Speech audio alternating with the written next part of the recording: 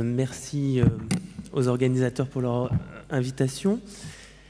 Donc on l'a vu, l'instabilité fémoro-tibiale dans les prothèses totales de genoux se définit comme un déplacement anormal et excessif d'une prothèse de genou accompagné d'un échec clinique.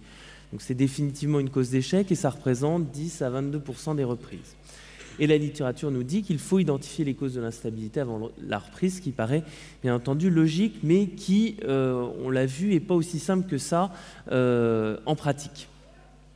Alors commençons par un cas clinique. Une patiente de 58 ans qui présente une polyarthrite rhumatoïde sur un valgus. Notez que le pangonogramme est effectué couché, comme on le réalise à Mondor. Donc le valgus est de 9 degrés couché, mais bien sûr, il est beaucoup plus important quand la patiente est debout.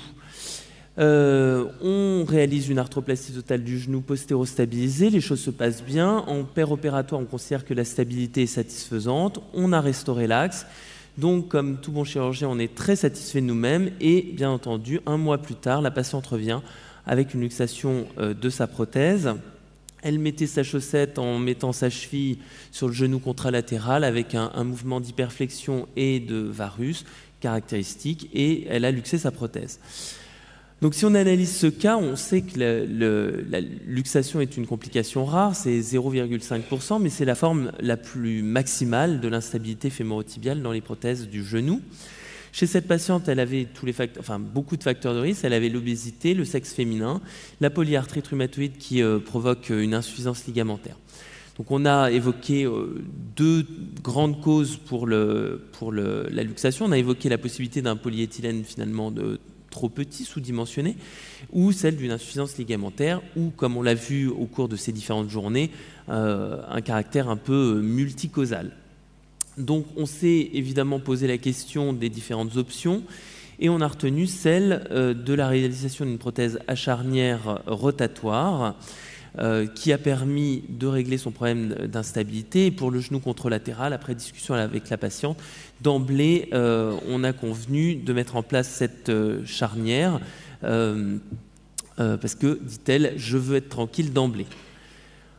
Alors, on vient de le voir, il y a trois grandes familles d'instabilité, les instabilités en extension, en flexion et puis les gênures récurvatomes.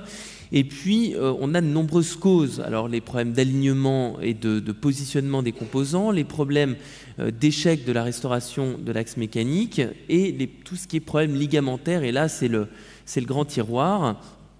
Le chirurgien reste un petit peu dans l'expectative. Donc, la Haute Autorité de Santé, dans sa sagesse, a défini un certain nombre de règles sur l'utilisation des implants articulaires du genou, en définissant deux grandes catégories, les prothèses du genou sans perte de substance osseuse.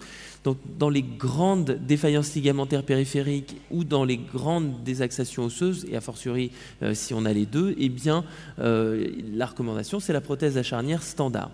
Pour les défaillances ligamentaires modérées et ou les déviations osseuses modérées, eh bien, on peut encore utiliser les prothèses à glissement, mais bien sûr avec une contrainte plus importante. Dans les arthroplasties tricompartimentales avec grande perte de substance osseuse, si on n'arrive pas à restaurer l'axe mécanique de façon satisfaisante et ou si on a une défaillance ligamentaire importante, eh bien, on retombe sur les systèmes de prothèses à charnière. Or, dans les situations d'instabilité fémoro-tibiale, on se retrouve finalement souvent dans ces situations. Soit il y a eu des anomalies préexistantes, comme par exemple la polyarthrite rhumatoïde dans le cas que nous avons défini, ou des problèmes techniques péropératoires avec un release trop important d'un côté ou de l'autre, une section ligamentaire qui serait passée inaperçue. Et puis il y a les problèmes osseux liés aux coupes osseuses qui peuvent être inappropriées au moment de la chirurgie index ou les pertes de substances osseuses lors de la dépose de la prothèse. Donc toutes ces situations, finalement, on se retrouve souvent dans la situation où une prothèse à charnière peut se discuter et malgré tout, ça reste quand même une indication que de 3% des prothèses. Alors, la vision française, c'est peut-être tout simplement celle-ci. C'est la vision de le choix de la simplicité, de se dire, finalement, on est dans une situation qui est défavorable, on a envie de reprendre la patiente ou le patient une fois pour toutes et sans envisager de complications majeures. Donc, pourquoi pas une charnière ? Alors, si on regarde dans les différentes causes d'instabilité, en dehors des causes qui sont liées à l'implant et au mauvais dessin de l'implant à proprement parler, on s'aperçoit qu'on a beaucoup de problèmes qui sont des problèmes liés aux défaillances ligamentaires et beaucoup de problèmes qui sont liés à des pertes de substances osseuses, donc les situations où la charnière se discute complètement. Alors, les prothèses à charnière ont une mauvaise réputation parce que, évidemment, les dessins anciens avaient un taux de décèlement qui était inacceptable. Les charnières, l'augmentation des contraintes liées au dessin de l'implant fait qu'on a besoin de quilles pour pouvoir stabiliser l'implant.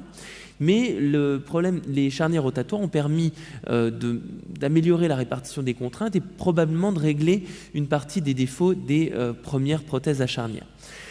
Alors, il y a peu d'éléments dans la littérature. Si on regarde ce papier, on retrouve que, en analyse en éléments finis, les contraintes à l'interface os-implant sont plus importantes pour les prothèses semi-contraintes que pour les prothèses à charnière rotatoires. Ce qui fait dire à certains auteurs qu'il faut considérer ces charnières rotatoires dans notre arsenal thérapeutique.